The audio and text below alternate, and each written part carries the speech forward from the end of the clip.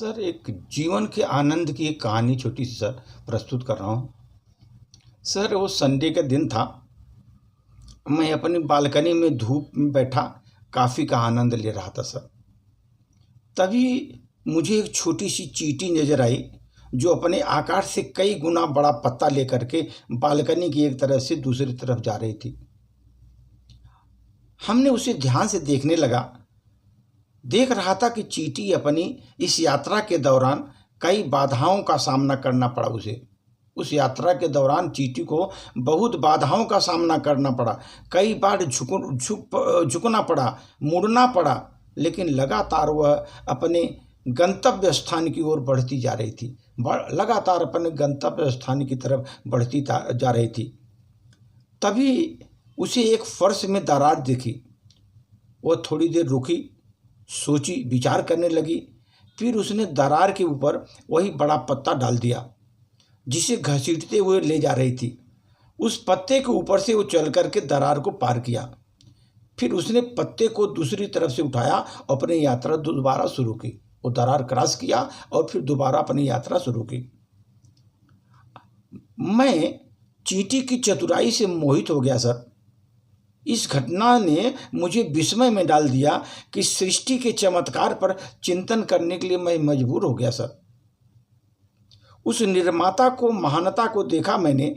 उनकी आंखों, हमारे आंखों के सामने संसार का एक छोटा सा प्राणी, ऐसा प्राणी जो कि आकार में तो छोटा है, कि उसका विश्लेषण करने में, चिंतन करने में, तर्क करने में, अवसर तलाशने में, राह खोजने में, बाधाएं दूर करने में उसकी मानसिक क्षमता कितनी लैस थी सर, वो मुझे महसूस हुआ। थोड़ी देर बाद मैंने देखा कि चींटी अपने गंतव्य स्थान तक पहुंच गई।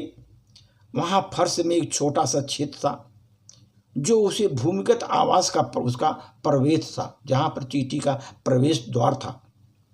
चींटी उस बड़े पत्ते को छोटे छेद में ले जाना चाहती थी, किंतु कैसे ले जा सकती थी? वह पत्ते को इतनी कठिनाई और सावधानी से गंतव्य स्थान तक लाई थी, अब उसे जमीन के भीतर ले नहीं जा पा रही थी।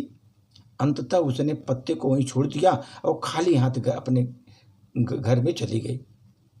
उस नन्हे प्राणी ने इस श्रम साध्य और चुनौतीपूर्ण यात्रा को शुरू करने से पहले अंत के बारे में कभी नहीं सोचा था।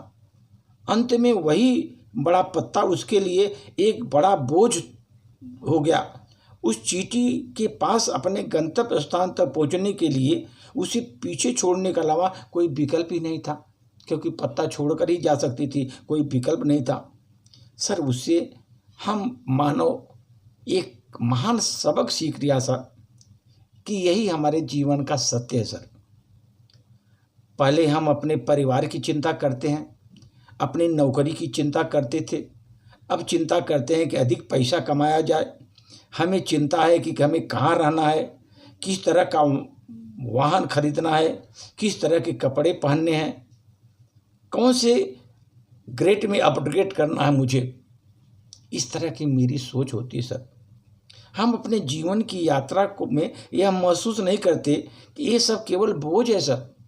ये जीवन की यात्रा में ये सब बोझ है जिन्हें हम अत्यधिक सावधानी और खोने के डर से ढोए जा रहे हैं।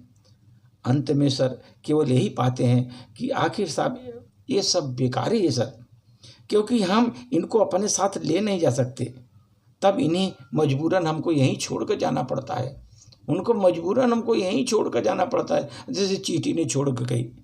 इसलिए सर, मैं आप लोगों से अनुरोध करूंगा कि जितने भी हमारे सीनियर सिटीजन बंधु हैं, ये सोचें, ये जीवन की यात्रा का आनंद लें सब। हमेशा प्रसन्न रहें, हमेशा प्रसन्न रहें।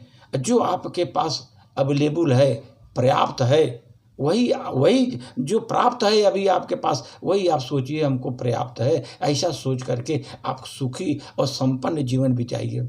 ये धन्यवाद।